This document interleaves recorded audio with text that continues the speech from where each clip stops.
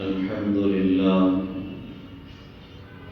الحمد لله الذي حبب إلينا الإيمان وزينه في قلوبنا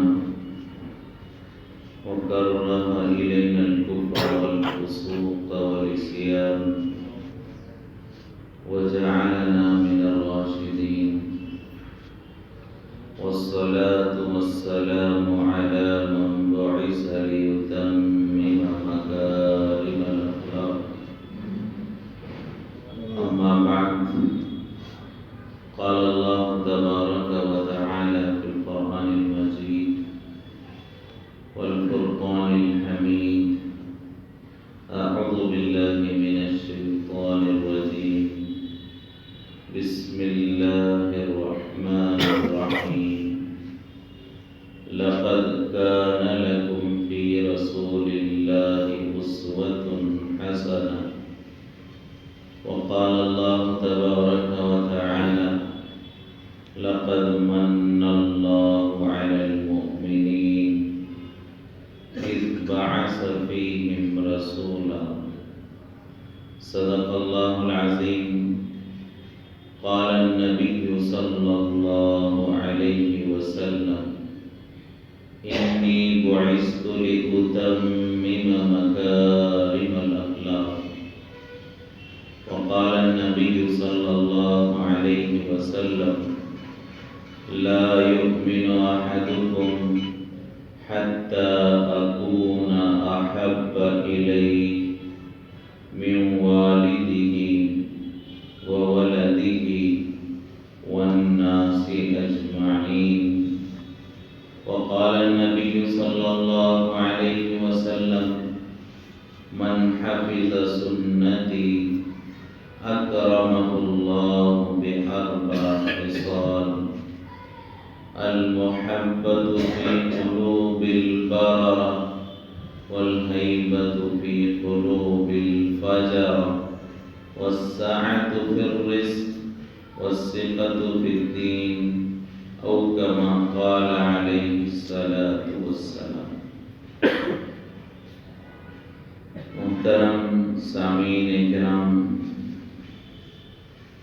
گزشتہ حضور پاک صلی اللہ علیہ وسلم کی ولادت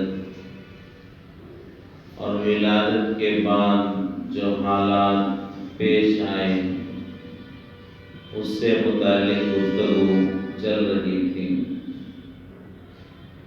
اور ارادہ تھا کہ گزشتہ 5-6 جمعہ میں جو سیرت کا مذاکرہ کیا جا رہا تھا کہ ابتداءً ولادت اور ولادت کے متعلق کچھ احوال، پھر چونکہ اس مہینے میں حضور کی وفات کا بھی سانحہ پیش آیا ہے، تو حضور کی ولادت کے ساتھ حضور کی وفات سے متعلق بھی کچھ گفتگو کی جائے،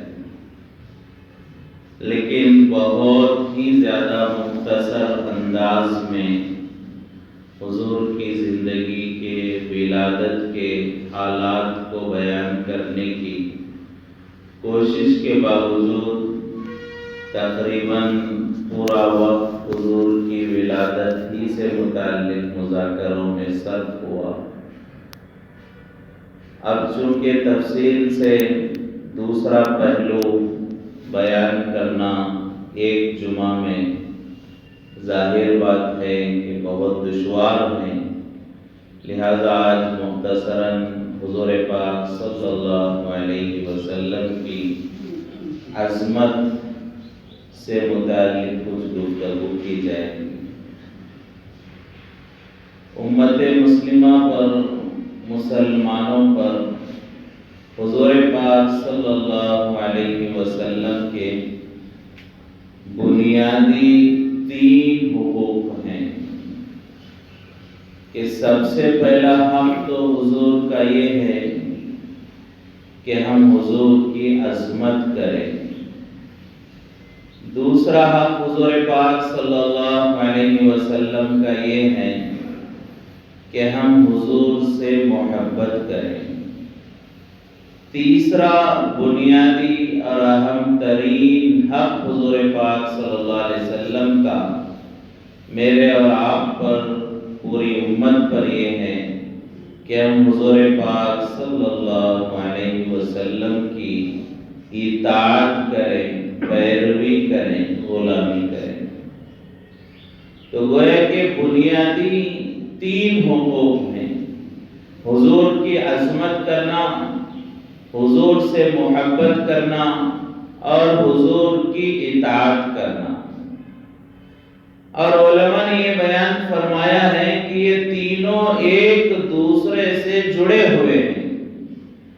جتنی حضور کی عظمت ہوگی دلوں میں، اتنی حضور کی محبت بڑھتی چلی جائے گی، اور جتنی محبت حضور کی ہمارے دلوں میں بڑھتی جائے گی، اتنا ہی حضور کی اطاعت بھی بڑھتی چلی جائے گی۔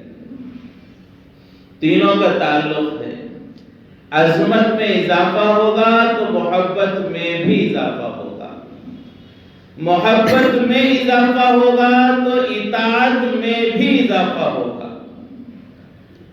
اور اگر پہلی چیز عظمت میں کمی آئے، ادب و احترام میں حضور کی کمی آ جائے، محبت بھی گھٹ جائے۔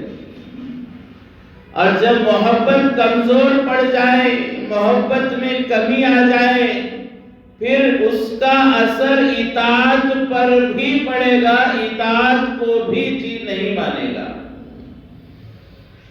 تو گویا کہ تین حق ہیں ہم پر حضور پاک صلی اللہ علیہ وسلم کے، اور ان میں سب سے بنیادی حق گویا کہ عظمت ہے۔ جتنا حضور کی عظمت دل میں ہوگی، جتنا حضور کا ادب احترام ہوگا، اتنی محبت بھی ہوگی، پھر اطاعت بھی ہوگی۔ تو بار بار ہمیں حضور پاک صلی اللہ علیہ وسلم کی عظمت کے مذاکروں کو سننا اور اس کے تقاضوں کو پورا کرنے کی فکر کرنا۔ صرف عظمت کے مذاکروں کو سننا بھی کافی نہیں ہے، اس کے تقاضے ہوتے ہیں، اس کے تقاضوں کو پورا کرنا۔ اللہ کے یہاں حضور پاک صلی اللہ علیہ وسلم کا کیا مقام ہے، اللہ نے کتنی بلند اور بالا نعمتوں سے، عظیم الشان نعمتوں سے اپنے حبیب کو نوازا ہے۔ یہ ہمیں معلوم کرنے کی ضرورت ہے کہ اللہ اپنے حبیب سے کس درجے محبت فرماتے ہیں۔ تو حضور کی عظمت کو معلوم کریں۔ فرمایا حضور پاک صلی اللہ علیہ وسلم کی عظمت کی انتہا نہیں ہے۔ ہاں، مختصراً ہم یہ یقین دل میں بٹھا لیں، یہ بات ہمارے ذہن میں ہو کہ اللہ کے بعد پوری کائنات میں اگر کسی کی عظمت ہے تو اللہ کے رسول پاک صلی اللہ علیہ وسلم کی عظمت ہے۔ اللہ کے بعد اگر پوری کائنات میں کسی کا مقام ہے تو وہ حضور پاک صلی اللہ علیہ وسلم کا مقام ہے۔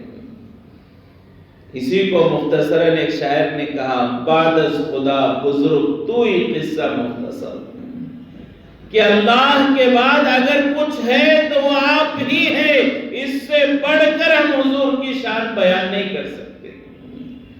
شاعر کہتا ہے کہ ہم حضور کی شان بیان ہی نہیں کر سکتے، بس اتنا کہہ سکتے ہیں کہ اللہ کے بعد جو کچھ ہے وہ اللہ کے رسول پاک صلی اللہ علیہ وسلم کا ہے۔ قرآن میں دیکھیں کئی مقامات پر ہمیں ایسی باتیں معلوم ہوں گی جس سے حضور کی عظمت معلوم ہوتی ہے۔ قرآن میں اللہ نے اپنے حبیب کا تذکرہ فرمایا، دوسرے نبیوں کا تذکرہ تو نام سے کیا گیا، آدم، موسیٰ، عیسیٰ، نام لے کر نبیوں کا تذکرہ کیا گیا، لیکن قربان جائے میرے اور آپ کے آقا حضور پاک صلی اللہ علیہ وسلم پر جب اللہ نے اپنے حبیب کا تذکرہ فرمایا، نام نہیں لیا، محمد نہیں کہا، احمد نہیں کہا، یا ایھا النبی کہا، اے میرے نبی، یا ایھا الرسول کہا، اے رسول، یا ایھا المزمل کہا، یا ایھا المدثر کہا. اللہ نے نام نہیں لیا، حضور کے القاب کے ذریعے حضور کو مخاطب فرمایا. اتنی عظمت ہے اللہ کے یہاں. حضور پاک صلی اللہ علیہ وسلم کے آنکھوں کا تذکرہ قرآن میں، حضور کے سینے کا تذکرہ قرآن میں، الم نشرح لک صدرک. حضور کے سینے کا تذکرہ، حضور کی پیٹھ مبارک کا تذکرہ، وانقض ظہرک، حضور کی پیٹھ کا تذکرہ، آپ کی آنکھوں کا تذکرہ، اور آپ کی زندگی کا، آپ کی عمر کا تذکرہ. عجیب انداز سے اللہ تبارک و تعالیٰ نے حضور پاک صلی اللہ علیہ وسلم کا تذکرہ قرآن میں فرمایا، جسے عربی زبان کے سمجھنے والے سمجھ سکتے ہیں کہ بے پناہ محبتیں ان الفاظ میں ظاہر ہوتی ہیں. بہت ساری نعمتیں ملی جو دوسرے نبیوں اور رسولوں کو بھی نہیں ملی. موسیٰ علیہ السلام نے دعا فرمائی جب اللہ نے نبوت کی ذمہ داری دی، تو موسیٰ علیہ السلام نے اللہ سے دعا کی، رب اشرح لی وصدری، اے اللہ میرے لیے میرے سینے کو کھول دے، شرح صدر نصیب فرما. موسیٰ علیہ السلام نے اللہ سے دعا فرمائی، اے اللہ میرے سینے کو کھول دے، شرح صدر نصیب فرما، نبوت پر مجھے اطمینان نصیب فرما. تو جو دعا موسیٰ علیہ السلام نے مانگی، اور مانگنے پر وہ نعمت اللہ نے موسیٰ علیہ السلام کو نصیب فرمائی. اللہ حضور پاک صلی اللہ علیہ وسلم کو بغیر مانگے وہ نعمت نصیب فرمائی، اور اللہ نے فرمایا الم نشرح لک صدرک. اے میرے حبیب، کیا میں نے آپ کے لیے آپ کا سینہ نہیں کھولا؟ کیا آپ کے دل میں شرح صدر میں نے پیدا نہیں کیا ہے میرے بارے میں، ایمان کے بارے میں؟ تو موسیٰ کو شرح صدر مانگنا پڑا. اللہ نے بن مانگے حضور پاک صلی اللہ علیہ وسلم کو نعمت نصیب فرمائی. موسیٰ علیہ السلام کو مانگنا پڑا اللہ کا دیدار. اے اللہ مجھے تیرا دیدار نصیب فرما. مانگتے رہے بے انتہا طلب کے ساتھ، شوق کے ساتھ، جذبے کے ساتھ اللہ سے مانگتے رہے، اے اللہ مجھے تیرا دیدار نصیب فرما. لیکن موسیٰ کے اتنی تڑپ کے بعد، طلب کے بعد بھی اللہ نے موسیٰ علیہ السلام کو اپنا دیدار نصیب نہیں فرمایا. اور جب میرے اور آپ کے آقا حضور پاک صلی اللہ علیہ وسلم کی باری آئی، بغیر مانگے کہ اللہ تبارک و تعالیٰ نے حضور پاک صلی اللہ علیہ وسلم کو اپنا دیدار نصیب فرمایا. موسیٰ کے مانگنے پر بھی نہیں ملا، اور حضور پاک صلی اللہ علیہ وسلم کو بن مانگے اللہ نے وہ نعمت نصیب فرمایا. اور الفاظ بھی قرآن کی آیتیں پڑھیں. وَلَمَّا جَاءَ مُوسَىٰ، موسیٰ علیہ السلام کا تذکرہ آیا کوہ طور پر جانے کا. اللہ تبارک و تعالیٰ نے کوہ طور پر بلایا، نور کی تجلی کوہ طور پر فرمائی. تو اس نور کی تجلی کے لیے، اتمام میں ایام کے لیے اللہ نے بلایا. تو جو آئے موسیٰ علیہ السلام، تو اللہ نے قرآن میں تذکرہ فرمایا لما جاء، جب موسیٰ آئے، جب موسیٰ آئے میری ملاقات کے لیے. لیکن جب حضور پاک صلی اللہ علیہ وسلم کی معراج کے واقعے کو اللہ نے بیان فرمایا، تو یہ نہیں فرمایا کہ حضور آئے، بلکہ اللہ نے فرمایا سبحان الذی اسری بعبدہ، پاک ہے میری ذات جس نے اپنے بندے کو بلایا. حضور آئے نہیں ہیں، بلائے گئے ہیں. موسیٰ تو گئے تھے، لیکن حضور گئے نہیں، بلوائے گئے ہیں. حضور گئے نہیں، لے جایا گیا ہے. اللہ نے فرمایا سبحان الذی، پاک ہے وہ ذات، اسرا، جس نے اپنے بندے کو سفر کرایا، سیر کرایا، معراج کے لیے لے گئے. تو حضور کا نمبر آیا تو اللہ نے فرمایا محمد آئے نہیں ہیں، بلائے گئے. فرمایا کتنی بڑی عظمت ہے. یہ الفاظ کو دیکھیں. حالانکہ موسیٰ علیہ السلام بھی جلیل القدر نبی ہیں، ہر نبی کی عزت ہمارے دلوں میں، ہر نبی کا ادب و احترام ہمارے دلوں میں، ہر نبی کی عظمت ہمارے دلوں میں، لیکن جو مقام اور محبوبیت اور عظمت حضور کو ملی ہے وہ کسی نبی اور رسول کو نہیں ملی ہے۔ معراج کا واقعہ، موسیٰ علیہ السلام نے دعا فرمائی، دیدار نہیں ملا، بغیر دعا کے اللہ نے معراج نصیب فرمایا۔ علماء نے بیان فرمایا کہ جب اللہ سے ملاقات کے لیے حضور پاک صلی اللہ علیہ وسلم گئے، ثم دنا فتدلی، قریب ہو گئے، کتنا؟ 2 کمانوں سے بھی کم کا فاصلہ تھا۔ 2 کمان کا کیا مطلب ہے؟ عرب میں اس زمانے کے لوگوں کو سمجھانے کے لیے اللہ نے یہ لفظ استعمال فرمایا۔ اس زمانے میں اگر کسی 2 قبیلوں کے درمیان لڑائی ہو جاتی، پھر صلح ہوتی، دوستی ہوتی، 2 خاندانوں کے درمیان عہد و پیمان ہوتا قبیلوں میں، تو کیا کرتے؟ وہ اپنی دوستی کو ثابت کرنے، عہد کو بتانے کے لیے ہر آدمی، ادھر سے ایک آدمی اپنے کمان ایسے سامنے لیتا کہ نوک اپنی طرف، 2 کنارے سامنے والے کی طرف، پھر ادھر سے سامنے والا قبیلہ بھی کمان ایسے پکڑتا کہ اس کے 2 کونے بھی سامنے ہوتے، تو دونوں کمانیں مل جاتی، تو بالکل قریبی فاصلہ ہوتا، لوگوں کو یہ بتانے کے لیے کہ اب ان 2 خاندانوں میں دوری نہیں رہی، اب ایک ہو گئے، اسے بتانے کے لیے 2 آدمی ادھر سے کمان ملا کر پکڑتے تھے۔ تو حضور نے بھی، اللہ نے بھی سمجھانے کے لیے یہی کہا، اللہ سے ملاقات میں اتنے قریب گئے حضور پاک صلی اللہ علیہ وسلم کہ وہ 2 کمانوں سے بھی کم فاصلہ رہ گئے۔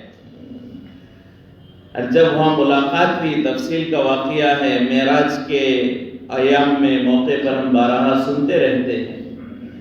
جب واپس لوٹے تو حضرت موسیٰ سے ملاقات ہوئی۔ جب اللہ سے ملاقات کر کے واپس آئے تو سب سے پہلے کس نبی سے ملاقات ہوئی؟ موسیٰ علیہ السلام سے۔ تو آخر موسیٰ علیہ السلام ہی کو اللہ نے کیوں کھڑا کیا؟ وہاں پر جب حضور جا کے واپس آ رہے ہیں تو اللہ کسی نبی کو کھڑا کر سکتے، کوئی نبی وہاں کھڑے ہوتا، ملاقات کر لیتا حضور سے، لیکن اللہ نے موسیٰ ہی کو کیوں کھڑا کیا؟ تو اس کی وجہ علماء نے بیان فرمائی ہے۔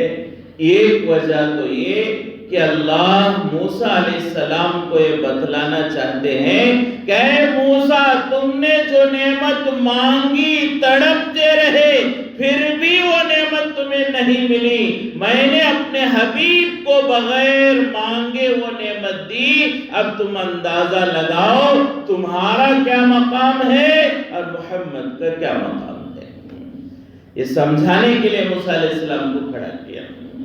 اور بعض علماء فرماتے ہیں کہ حضور پاک صلی اللہ علیہ وسلم جب معراج پر تشریف لے گئے، موسیٰ علیہ السلام نے خود اللہ سے دعا فرمائی، اے اللہ تیرا دیدار تو نہیں ملا، کم سے کم جب محمد تجھے دیکھ کر آئیں گے تو تیرے نور کی تجلی محمد کے چہرے میں مجھے نظر آ جائے، اس لیے سب سے پہلے میری ملاقات ہو، مجھے وہاں کھڑا کرو۔ یہ نعمت ہے، یہ عظمت ہے اللہ تبارک و تعالیٰ کی۔ اپنے حبیب کی ہر نبی کو اللہ نے نعمتیں دی ہیں، لیکن جو نعمتیں اللہ نے حضور پاک صلی اللہ علیہ وسلم کو دی ہیں، یہ نعمتیں کسی نبی اور رسول کو بھی نہیں دی گئی، اتنی عظمت۔ لیکن آج ہمارے دلوں میں اللہ کے رسول پاک صلی اللہ علیہ وسلم کی عظمت نہیں ہے۔ جب عظمت نہیں ہے تو محبت بھی نہیں ہے، اور جب محبت نہیں، اطاعت بھی نہیں۔ تو ہمارے دلوں میں حضور کی عظمت پیدا ہو۔ صحابہ کرام کو دیکھیں کیسی عظمت تھی حضور پاک صلی اللہ علیہ وسلم کی، کیسی محبت صحابہ کرام کے دل میں۔ جب حضور پاک صلی اللہ علیہ وسلم کا وصال ہوا، بعد میں بہت سارے لوگ مسلمان ہوئے جنہیں ہم تابعی کہتے ہیں، جنہوں نے صحابہ کو تو دیکھا، حضور پاک صلی اللہ علیہ وسلم کو نہیں دیکھا، حضور کے بعد وہ مسلمان ہوئے، تابعی کہتے ہیں۔ تو بہت سارے لوگ جو مسلمان ہوئے تابعی کہلاتے ہیں، انہوں نے صحابہ سے پوچھا ہم حضور کو دیکھ نہیں سکے، آپ نے حضور کو دیکھا ہے، تو آپ بتائیں کہ حضور کا چہرہ کیسے تھا، آپ بتائیں حضور کا چہرہ کیسے تھا تاکہ ہم تصورات کی دنیا میں حضور کا دیدار کریں۔ تو فرمایا کہ تابعی صحابہ سے پوچھتے تھے آپ حضور کا چہرہ ہمیں بتاؤ، تو اکثر صحابہ یہ کہتے ہم بتا نہیں سکتے، ہم بتا نہیں سکتے، اکثر صحابہ کہتے ہیں، الا ماشاءاللہ جو حضور کے خادم تھے، حضور کے گھر والے تھے، حضور کے قریبی تھے، حضور کے ساتھ بے تکلف تھے، وہی حضور کا چہرہ بتاتے تھے، ورنہ اکثر صحابہ حضور کا چہرہ نہیں بتاتے۔ تو کسی نے پوچھنے والوں نے پوچھا آپ صحابی ہیں، حضور کی مجلس میں شریک رہے اور حضور کے ساتھ جہاد بھی کیا، ایک لمبا عرصہ زندگی کا گزارا، اور ہم کریں حضور کا چہرہ بتاؤ نہیں بتا سکتے، کیا بات ہے؟ تو اکثر صحابہ یہ کہتے کہ یقیناً ہم صحابی ہیں، یقیناً ایک لمبا عرصہ ہم نے حضور کی زندگی میں ساتھ میں گزارا ہے، کئی مجلسوں میں ہم حضور کے شریک رہے، لیکن ہمارے دلوں میں حضور کی اتنی عظمت تھی، حضور کا اتنا ادب و احترام تھا کہ کبھی ہم نے آنکھ اٹھا کر حضور کا چہرہ نہیں دیکھا، پوری زندگی نگاہیں نیچی کر کے حضور کے مجلس میں شریک ہوتے ہیں کہ ہم جیسے گنہگاروں کو حضور کا چہرہ دیکھنے کا ہمت نہیں ہوتی۔ ادب اتنا تھا کہ ہم اپنی نظر نیچی کرتے، ہزاروں مجلسیں ہم نے شریک کی ہے لیکن حضور کا حلیہ پورا نہیں بیان کر سکتے۔ یہ ادب صحابہ کرام کے دل میں، فرمایا کہ آج ہمارے دلوں میں حضور کی عظمت نہیں، حضور کا ادب و احترام نہیں، انبیاء حضور کا ادب و احترام کر رہے ہیں۔ معراج کا سفر ہے، بیت المقدس میں حضور پاک صلی اللہ علیہ وسلم پہنچے ہیں، تمام انبیاء صف بنا کر کھڑے ہیں حضور کے انتظار میں کہ اللہ کے رسول آئیں گے اور امامت فرمائیں گے، صفوں میں تیاری کہ حضور آئیں گے، دقت نہ ہو، دیر نہ ہو، تکلیف نہ ہو۔ حضور کا ادب اتنا کہ انتظار کر رہے صفوں میں کھڑے ہو کر کہ اللہ کے رسول آئیں گے اور ہماری امامت فرمائیں گے۔ فرمایا کہ انبیاء حضور کا ادب احترام کریں، صحابہ حضور کا ادب و احترام کریں، اولیاء کرام حضور کا ادب و احترام کریں، اور ہم حضور کا ادب نہ کریں تو کہاں سے محبت آئے؟ اللہ والوں کے زندگی کے حالات دیکھیں، جس نے جتنا حضور کی عظمت کی اتنی بڑی نعمت اللہ نے نصیب فرمائی۔ جنید بغدادی رحمت اللہ علیہ ہم سب جانتے ہیں، بہت بڑے اللہ والے، بہت بڑے اللہ، اپنے زمانے کے ولیوں کے سردار گویا کہ کہلاتے تھے۔ یہ مقام جو ملا وہ حضور کی عظمت کی وجہ سے ملا۔ ایک مرتبہ وہ بادشاہ کے پہلوان تھے، بادشاہ کا جو ہے درباری ایک عملہ ہوتا ہے، اس میں پہلوانوں کی بھی ایک جماعت ہوتی ہے، تو بادشاہ کے جو پہلوان تھے اس کے سب سے بڑے پہلوان وہ جنید بغدادی تھے۔ ایک مرتبہ بادشاہ کا دربار سجا ہوا تھا، سب لوگ بیٹھے ہوئے تھے، ایک بوڑھے میاں آئے اور آ کر انہوں نے کہا کہ بادشاہ سلامت، میں آپ کا جو پہلوان ہے جنید، اس سے مقابلہ کرنا چاہتا ہوں۔ حالانکہ یہ جو جنید تھے اتنے مشہور پہلوان کہ لوگوں کے درمیان یہ متعارف تھا، مشہور تھا کہ آج تک کبھی کسی پہلوان نے ان کی پیٹھ کو زمین پر نہیں لگایا۔ ایسے مشہور پہلوان، بڑے قوت طاقت والے۔ بوڑھے میاں نے آ کر کہا بادشاہ سے کہ میں جنید سے مقابلہ کرنا چاہتا ہوں۔ سب درباری ہنسنے لگے، مذاق اڑانے لگے، چچا جان کیوں اپنی زندگی برباد کر رہے ہو، بڑھاپے کے چند دن بچے ہیں، عافیت سے گزارو، کیوں اپنی موت کو دعوت دے رہے ہیں؟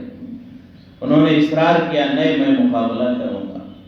بادشاہ نے جنید سے پوچھا کیا تم تیار ہو؟ تو جنید نے کہا، جنید بغدادی رحمت اللہ علیہ نے، اگر یہ اصرار کر رہے ہیں تو ٹھیک ہے، تیار ہوں۔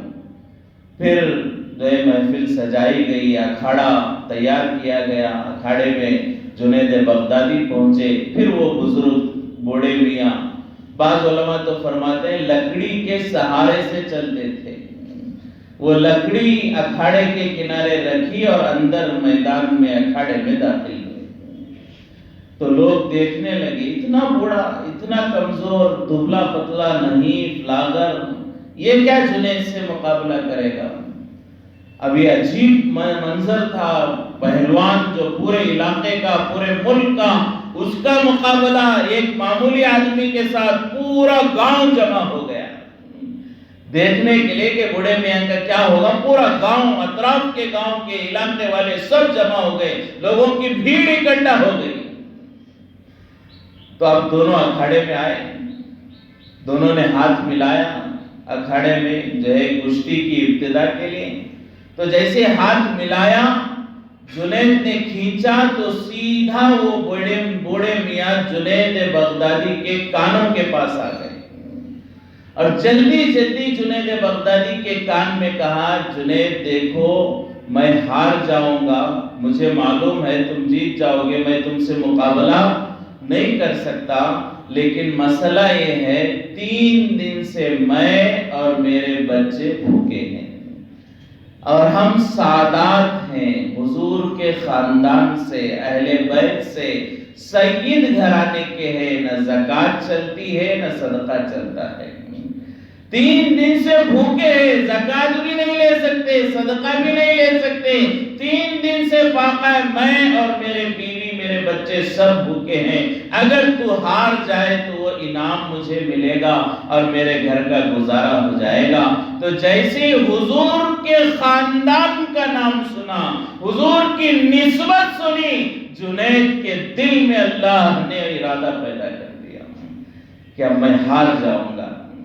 اللہ نے وہ زندگی بدلنے کا وقت طے کیا تھا، گویا کہ اللہ کا نظام تھا، ہے جنید اب تک تم انسانوں کو پٹک رہے تھے، اب تمہیں شیطان کو پٹکنے کا موقع ملے گا، اب انسانوں پر تم غالب آ رہے تھے، اب میں وہ مقام دوں گا کہ تم شیطان پر بھی غالب آ جاؤ گے۔ قبولیت کی گھڑی تھی، بوڑھے میاں نے کہا میں سادات ہوں۔ تو حضور کی عظمت میں یہ نہیں سوچا کیا ہوگا، پورا علاقہ جمع ہے، گاؤں والے، اطراف والے سب جمع ہیں، اگر ایک بوڑھے کمزور سے ہار جاؤں تو کتنی شرمندگی ہوگی، مجھے گھر سے نکلنا مشکل ہوگا، لوگ تانے دینے لگیں گے، زندگی بھر میں نے پہلوانی کر کے جو عزت کمائی ہے، چند سیکنڈ میں میری عزت ضائع ہو جائے گی، یقیناً لوگ تھوکیں گے، تانا دیں گے، بہت کچھ ہوگا، لیکن اس سے بڑھ کر حضور کی عظمت میرے دل میں ہے۔ دل میں ارادہ کیا ہار جاؤں گا، بوڑھے میاں نے ہرا دیا، انہیں نیچے لٹا دیا، ان کی پیٹھ زمین پر لگا دی۔ اب لوگ تانا دینے لگے، یہ کیسا پہلوان ہے، بوڑھے سے ہار گیا، پوری طرف جو ہے ہنگامہ، تانے کی باتیں، طنز کسنے لگی۔ یہ رات کو گئے اپنے گھر میں چھپ کر، ہر جگہ بے عزتی ہو رہی ہے، شرمندگی ہو رہی ہے، رات کو گئے، سو گئے، خواب میں حضور پاک صلی اللہ علیہ وسلم کی زیارت ہوئی، اور آپ صلی اللہ علیہ وسلم نے فرمایا، جنید تو نے میری نسبت پر ذلت برداشت کی، میں تمہیں ایسی عزت دلاؤں گا، قیامت تک لوگ تم سے محبت کریں گے۔ اس زمانے میں تو ہو سکتا ہے تمہاری کشتی کے تذکرے ہوتے، تمہاری موت پر تمہارے تذکرے ختم ہو جاتے، لیکن آج جو تم ذلیل ہوئے اس کی وجہ سے ایسی عزت اللہ دے گا، قیامت تک آنے والے لوگ تم سے محبت کریں گے، اور اپنے بچوں کا نام تمہارے نام سے رکھ کر فخر محسوس کریں گے۔ حضور نے بشارت دی، ولایت کی۔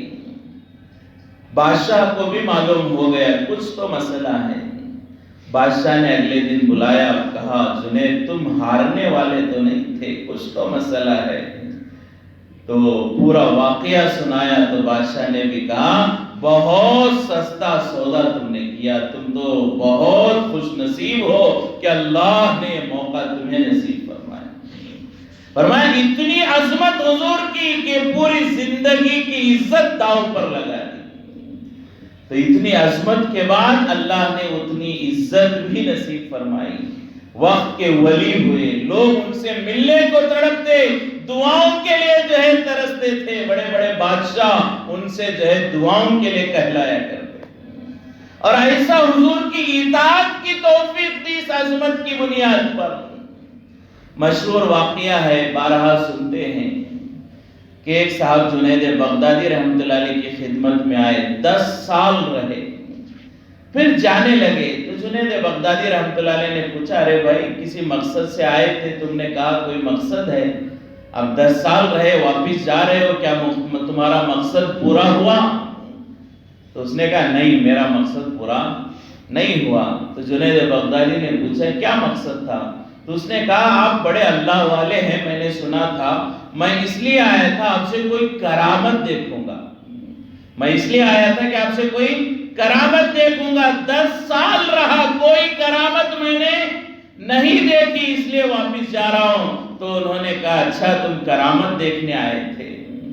یہ حصی کرامت چھوٹی ہے, عملی کرامت بڑی ہے. جنید بغدادی رحمۃ اللہ علیہ نے پوچھا تم 10 سال رہے, ان 10 سالوں میں کوئی یہ کام میں نے سنت کے خلاف کیا ہو تمہیں یاد ہے؟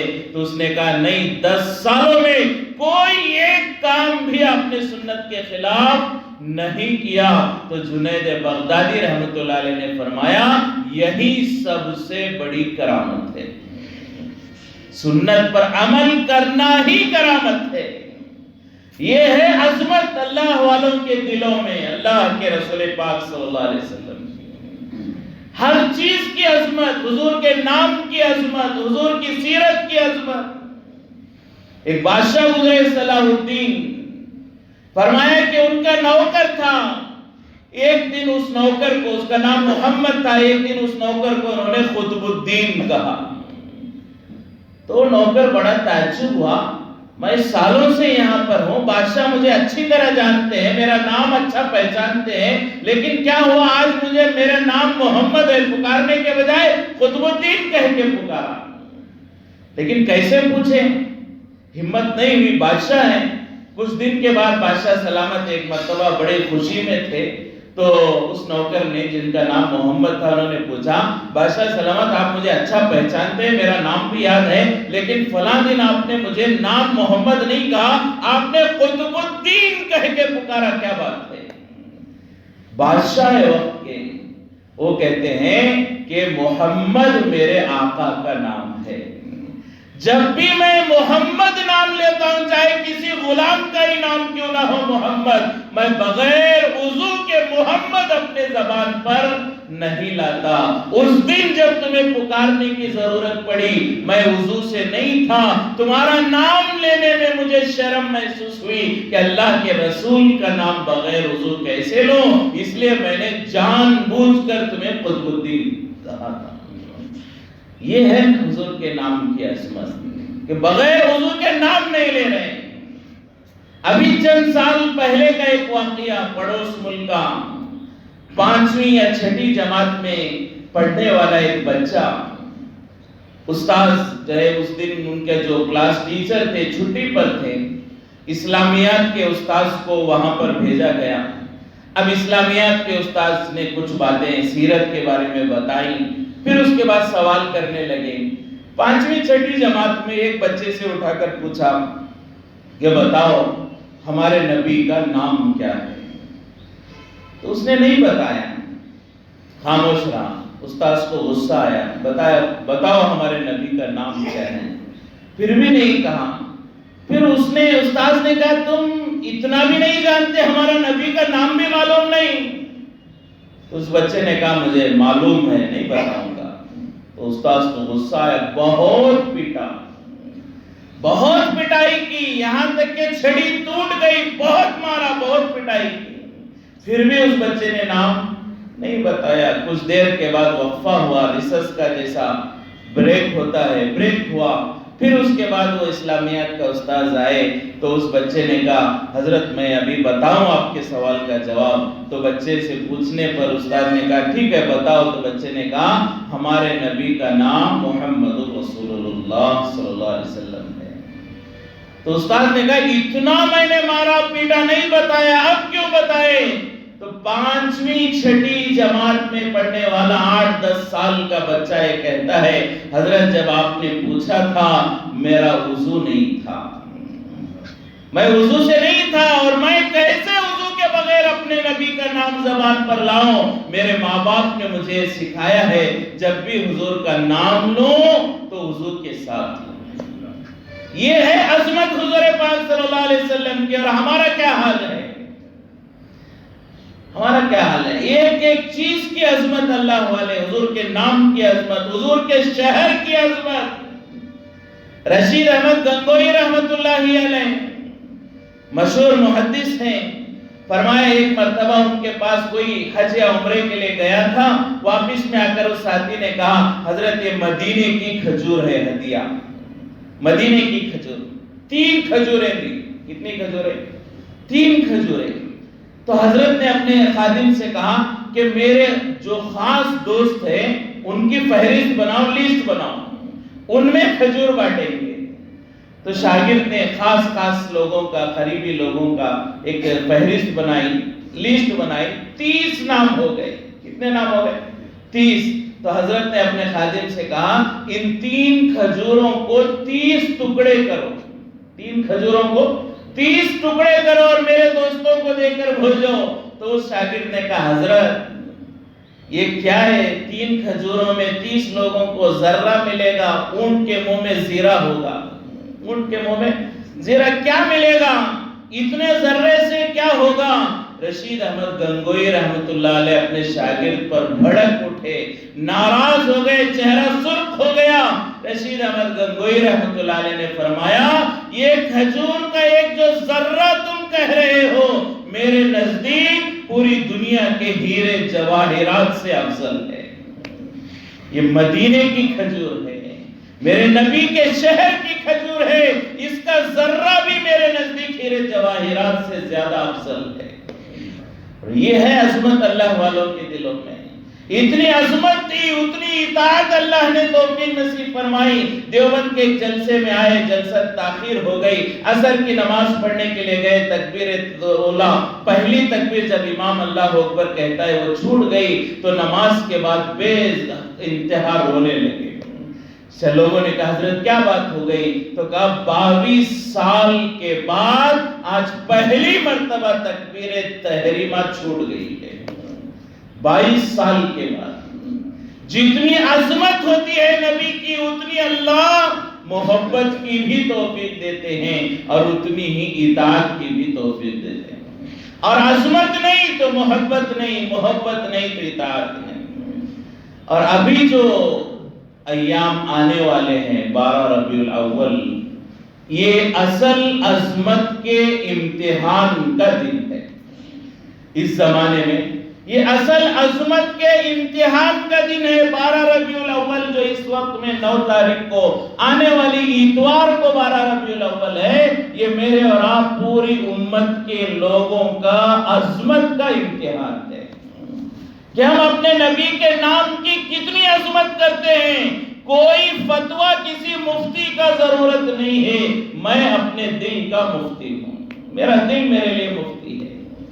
میرے دل میں کیا عظمت ہے. نبی کے نام پر وہ لوگ اللہ والے بغیر وضو کے نام لینا گوارا نہ کریں, اور ہم میوزک کے ساتھ, ڈی جے کے ساتھ, ڈانس کے ساتھ اور ناچ کے ساتھ نبی کا نام لیں. یہ عظمت ہے. کوئی بھی مسلک والے, دیوبندی, بریلوی, اہل حدیث, جماعت اسلامی, کوئی بھی مسلک, کوئی بھی عالم یہ کہہ دیں کہ ڈی جے جائز ہے تو آپ بتا دیں. کوئی نہیں کہہ سکتے. حضور کی گستاخی کا کوئی جو ہے امکان ہی نہیں ہے. حضور کے نام کی بے ادبی اور ہم مسلمان برداشت کریں. صلح حدیبیہ ہے, صلح ہو رہی ہے, ورثہ لکھا جا رہا ہے ھذا ما عاہد من محمد رسول اللہ وبین اہل مکہ. یہ اگریمنٹ ہے محمد رسول اللہ اور مکے والوں کے درمیان درمیان جیسے پڑا، مکے والوں نے کہا اگر محمد کو رسول مانتے تو جھگڑا کیسا، یہ مٹاؤ، محمد رسول اللہ کو مٹاؤ، محمد ابن عبداللہ لکھو۔ وہ حضرت علی لکھ رہے تھے، حضور نے کہا علی مٹا دو، علی نے کہا اللہ کے رسول جان دے سکتا ہوں، آپ کے نام کی بے ادبی نہیں کر سکتا۔ تو حضور نے خود پوچھا کہاں لکھا ہے، حضور امی تھے، معلوم نہیں کہاں لکھا ہے، صحابہ نے بتایا یہاں لکھا ہے، حضور نے خود اپنے ہاتھوں سے مٹایا۔ صحابہ کی ہمت نہیں ہے کہ حضور کے نام کی گستاخی کریں، اور آج ہمارا حال کیا ہے، جھنڈوں پر حضور کا نام لکھا ہوا ہے، اگلے دن گٹر میں نالی میں وہ ملتے ہیں۔ یہ عظمت ہے۔ ہم خود پوچھیں، کسی کے فتوے کی ضرورت ہمیں نہیں، کسی کے بیان کی ضرورت ہمیں نہیں، ہمارا دل ہمارے سامنے حضور کی زندگی، حضور کے نام کی گستاخی کریں کہ اللہ ہمیں چھوڑ دے گا، اللہ کے رسول کو ناراض کرے اور اللہ خاموش رہے۔ حضور پاک صلی اللہ علیہ وسلم کے وصال کا وقت تھا، آخری وقت حضور پاک صلی اللہ علیہ وسلم کے انتقال سے پہلے، تو بعض صحابہ کو لگا حضور کو نیمونیا ہوا ہے۔ اس زمانے میں نیمونیا کا علاج کڑوی دوا سے کرتے تھے، تو صحابہ نے کہا اللہ کے رسول وہ کڑوی دوا ہے، ہم آپ کو پلانا چاہتے ہیں۔ تو حضور پاک صلی اللہ علیہ وسلم نے فرمایا نہیں، میں نہیں پیوں گا۔ حضور اس لیے منع کر رہے تھے کہ حضور کو معلوم تھا اللہ کا یہ فیصلہ ہے، اللہ کسی نبی کو مہلک بیماری میں مبتلا نہیں کرتے، کسی نبی کو سوائے حضرت ایوب علیہ السلام کے، وہ اللہ کی طرف سے خصوصی ان کا امتحان تھا۔ ایوب علیہ السلام کے علاوہ 1,24,000 انبیاء میں کسی کو بڑی مہلک جان لیوا بیماری میں اللہ نے مبتلا نہیں کیا، حضور کو معلوم تھا۔ تو حضور نے کہا میں یہ دوائی نہیں پیوں گا۔ صحابہ نے کیا سوچا، شاید حضور کڑوی ہے اس لیے منع کر رہے ہیں، صحابہ نے سوچا کڑوی ہے اس لیے منع کر رہے ہیں۔ تو حضور بے ہوش تھے، بے ہوشی طاری ہو گئی، کچھ صحابہ نے حضور کو وہ دوائی پلا دی، حضور کو دوائی پلا دی۔ جب حضور کو ہوش آیا تو منہ میں کڑوا پن محسوس ہوا، تو حضور نے پوچھا کس نے دوا پلائی، تو صحابہ نے کہا فلاں نے دوا پلائی ہے۔ تو حضور نے کہا جس نے دوا پلائی ہے ان سب کو بلاؤ اور فوراً انہیں یہ دوا پلاؤ، اس لیے کہ مجھے اس سے تکلیف ہوئی ہے، ایسا نہ ہو کہ میری تکلیف کی وجہ سے اللہ ان پلانے والوں پر عذاب نازل کر دے۔ حالانکہ انہوں نے ہمدردی میں کی، لیکن پھر بھی مجھے تکلیف ہوئی، اور میری تکلیف اللہ برداشت نہیں کرتے، کہیں ایسا نہ ہو میری تکلیف کی وجہ سے اللہ ان دوا پلانے والوں پر کوئی پکڑ نازل کرے، فوراً انہیں دوا پلاؤ۔ تو جتنے صحابہ نے پلایا تھا انہیں فوراً وہ دوا پلائی گئی اور اللہ کے عذاب سے بچایا گیا۔ یہ ہے حضور کو تکلیف پہنچانے کا نقصان، حضور کی عظمت نہ کرنے کا نقصان۔ ایک مجلس میں حضور کھانا کھا رہے ہیں، ایک آدمی بیٹھ کر الٹے ہاتھ سے کھانے لگے، تو حضور نے کہا سیدھے ہاتھ سے کھاؤ، اس نے منع کر دیا، حضور کی شان میں گستاخی کر دی، کہا سیدھا ہاتھ صحیح نہیں ہے، تو حضور خاموش ہو گئے، حضور کو ٹھیس پہنچی۔ وہ راوی جو انہوں نے بیان کیا واقعہ، وہ کہتے ہیں جیسے ہی کھانا ختم ہوا ہم نے دیکھا کہ اس کے سیدھے ہاتھ کو جو اچھا تھا اس نے جان بوجھ کر حضور کو جھوٹ بولا تھا کہ یہ صحیح نہیں ہے، اللہ نے اس کے ہاتھ کو لقوہ مار دیا، موت تک کبھی وہ سیدھا ہاتھ اٹھا نہیں سکا۔ یہ ہے اللہ کی یہاں حضور کا مقام، حضور کی گستاخی اللہ برداشت نہیں کرتے۔ کسرا کا بادشاہ، فارس کا بادشاہ کسرا، حضور نے خط بھیجا، خط میں محمد لکھا ہوا ہے، اس نے خط پھاڑ دیا۔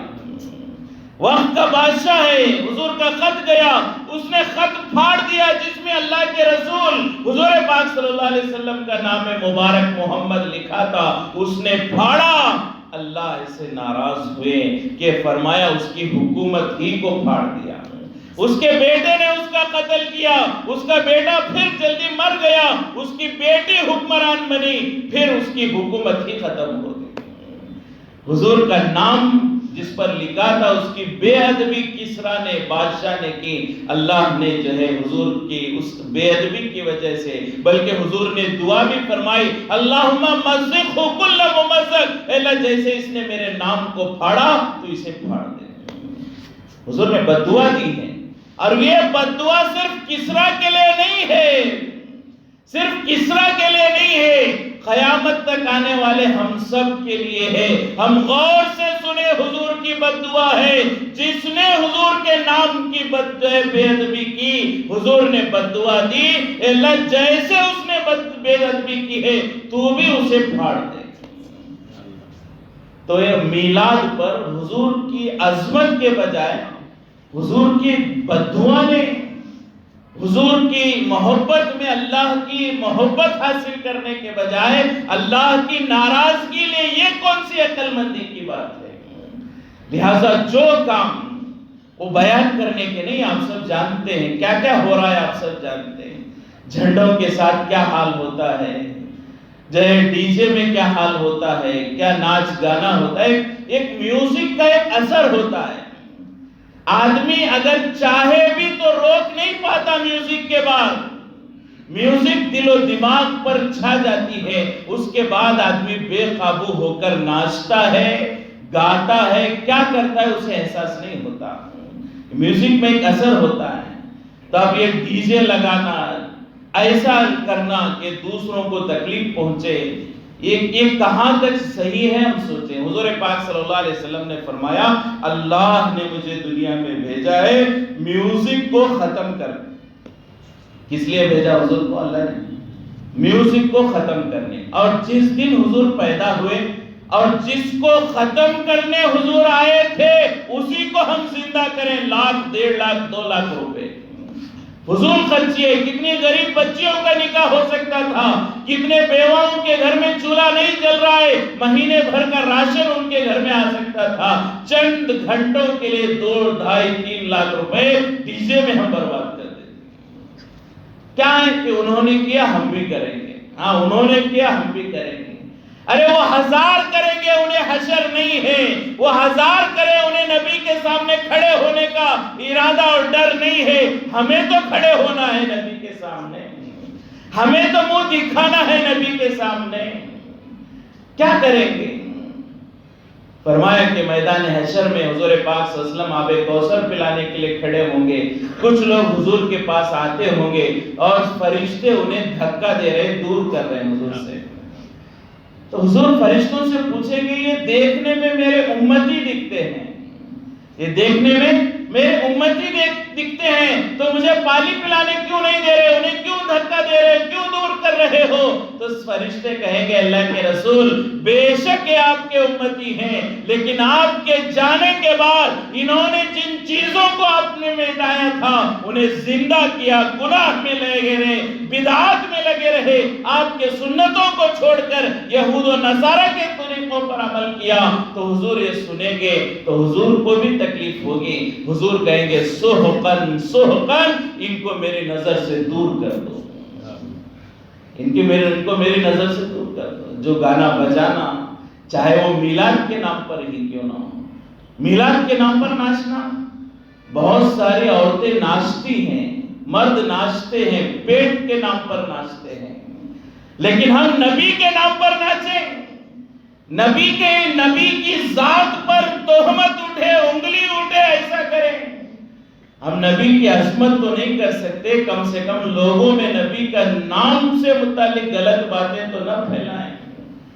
تو اس کے لیے فرمایا آنے والا اتوار کا دن ہم سب کے لیے امتحان ہے. کوئی فتویٰ نہیں، کوئی بیان نہیں، امتحان کہ اس دن میں ایسا کام کروں کہ حضور کی عظمت باقی رہے، اور مجھ سے کوئی ایسا کام نہ ہو جس سے حضور کی عظمت پر آنچ آئے، اور حضور کے نام کی بے ادبی تو ہرگز نہ ہو. اس لیے کہ حضور کی بد دعا ہے. کسریٰ کے بارے میں علماء فرماتے ہیں قیامت میں جو بھی حضور کے نام کی بدنامی کرے گا، بے ادبی کرے گا، اللہ کے رسول کی وہ بد دعا ہے، اللہ اسے مٹا کر رکھے گا. تو اس کے لیے یہ امتحان ہے، اس میں ادب و احترام کا خیال رکھیں. تو اس کی فکر کی ضرورت ہے. بہت سارے لوگ بہت سارے کام کرتے ہیں، کرنے دیں، سمجھائیں، سمجھ جائے ٹھیک ہے، جھگڑا نہ کریں. نہیں سمجھا دعا کریں اللہ اس کا دل بھی تیرے ہاتھ میں، اسے صحیح ہدایت نصیب فرما. سمجھانا ہمارے بس میں. حضور سمجھاتے تھے ڈرانا تلوار کی زور سے اسلام نہیں پھیلا، اخلاق سے پھیلا ہے. اس دن بھی اخلاق کے مسئلے دیکھ لیں کہ حضور تو دوسروں کو تکلیف نہ پہنچے یہ فکر ہے. ابو بکر رات کو بوڑھیا عورت کے گھر کا کام کرنے جا رہے ہیں چپل نکال کر، تاکہ یہ میرے چپل سے آواز ہوگی، سونے والوں کی نیند میں خلل ہوگی. یہ حضور کی تعلیمات ہے. اور ہم ایسا ڈی جے بجائیں کہ ہر ایک کو تکلیف ہو جائے. بہت سارے ہارٹ پیشنٹس ہوتے ہیں، بہت تکلیف ہوتی ہے. تو یہ سب باتیں ہم سب سمجھدار ہیں، دنیا کی سب باتیں سمجھتے ہیں، لیکن دین کی بات سمجھنا ہی نہیں چاہتے. اللہ نے عقل دی ہے لیکن ہم سمجھنا نہیں چاہتے. تو اس کے لیے فکر ہو کہ ہم کسی کے بہکاوے میں نہیں، اس نے ایسا کیا، اس نے ایسا کیا، فلاں ان کی عید ایسی ہوئی، فلاں عید ایسی ہوئی، کیا ہم ہندوستانی نہیں ہیں، کیا یہ ہمارا ملک نہیں ہے، کیا نہیں. وہ جو کرے وہ دنیا ہی ان کی جنت ہے. ان کے لیے مرنے کے بعد کوئی حساب نہیں، دنیا ہی ان کی جنت ہے. لیکن مجھے اور آپ کو حضور کو منہ دکھانا ہے. یہ ہمارے دل میں بات رہے، اس کو سامنے رکھ کر جو کرنا ہے اسے کرنے کی کوشش کریں. اللہ تبارک و تعالی ہم تمام کی غلط چیزوں سے حفاظت فرمائے. عید میلاد پر خوشی منائے نہیں، خوشی نہ منائے، چاہے خوشی منائے، خوشی کا طریقہ حضور کا ہو. حضور نے کیسے خوشی منانے کو کہا ہے ویسے خوشی منائے. تو غلط طریقوں سے اللہ ہم سب کی حفاظت فرمائے. میوزک سے، ڈی جے سے، حضور کے نام کی بے ادبی سے اللہ ہم سب کی پوری امت کی حفاظت فرمائے. صحیح قدردانی کرنے کی اللہ توفیق نصیب فرمائے. 12 ربیع الاول آ رہا ہے، دعا فرمائے کہ اللہ ہماری جانب سے، پوری امت کی جانب سے حضور پاک صلی اللہ علیہ وسلم کی بے انتہا قربانیاں ہیں، انہیں بہترین بدلہ نصیب فرمائے، مقام محمود نصیب فرمائے، اور اللہ ہمیں ان کی اطاعت اور اتباع کی توفیق نصیب فرمائے. تو یہ بہت اہم بات ہے، اس پر عمل کرنے کی کوشش کریں. اللہ ہم سب کو عمل کی توفیق نصیب فرمائے. کچھ اہم باتیں تھیں، 2-4 منٹ زائد ہو گئے. اعلانات بھی ضروری ہیں. ایک اعلان ہے، ضروری ہے، سماعت فرمائے. وہ اعلان یہ ہے کہ اسی سیرت کے عنوان پر جو ہے اصل جو بات ہے وہ حضور کی زندگی کو سننا ہے. تو اسی ربیع الاول کے عنوان پر الحمدللہ پورے ہندوستان کی مشہور و معروف شخصیت قاری رشید احمد صاحب اجمیری دامن برکاتہم، جن کے والد پاکستان افغانستان کے علاقے سے ہجرت کر کے آئے اور اجمیر میں رہے، وہیں تعلیم حاصل کی اور وہیں بخاری شریف پڑھاتے رہے اور زندگی بھر اجمیر میں خدمت میں گزاری. تو ان کے انتقال کے بعد پھر ان کے فرزند قاری رشید احمد صاحب ہیں. یہ 28 سالوں سے بخاری شریف پڑھا رہے ہیں. ماشاءاللہ سیرت کے عنوان پر ایک بہت اچھا انداز ان کا بیان کرنے کا ہے. تو ان کی تاریخ الحمدللہ ہمارے یہاں پر ملی ہے. تو آئندہ اتوار، یہ اتوار نہیں، آئندہ اتوار 16 اکتوبر کو حضرت دھارواڑ تشریف لا رہے ہیں. 11 سے ظہر تک سوداگر حال میں مستورات کا عورتوں میں ان کا بیان ہوگا، اور عصر سے عشاء تک عیدگاہ میدان میں سیرت النبی کے عنوان سے بیان ہوگا. لہٰذا ابھی ایک ہفتہ ہمارے پاس باقی ہے تقریباً. تو اب سے ہر ایک جو بھی ہم سے ملے ہم دعوت چلائیں اور ہم اسے بتائیں کہ 16 اکتوبر کو عصر سے عشاء تک سیرت کے عنوان پر، حضور کی زندگی کے عظمت اور محبت کے عنوان پر ایک عظیم الشان جلسہ رکھا گیا ہے. تو اپنے دوستوں کو دعوت چلا کر لے کر پہنچنے کی بھی کوشش کریں. 16 اکتوبر عصر سے عشاء تک ہے. اور اس کے سلسلے سے آج عشاء کی نماز کے بعد ہماری اس فرقانیہ مسجد میں ایک مشورہ بھی ہے، وہ خدمت وغیرہ کے سلسلے سے. لہٰذا جو حضرات اس سیرت النبی کے پروگرام میں خدمت وغیرہ میں حصہ لینا چاہتے ہیں، ان حضرات سے درخواست ہے کہ آج عشاء کے مشورے میں بھی شریک ہونے کی فکر کریں. اللہ ہم سب کو قبول فرمائے. اللہ حضرت کی اس آمد کو قبول فرمائے، اس جلسے کو کامیاب فرمائے. ہر طرح کے شرور اور فتن سے اللہ اس جلسے کی حفاظت فرمائے. اللہ اس جلسے کو ذریعہ بنا کر ہم سب کی زندگیوں میں حضور کی اطاعت اور غلامی کو پیدا کرنے کا، اس کو ذریعہ بننے کی توفیق نصیب فرمائے.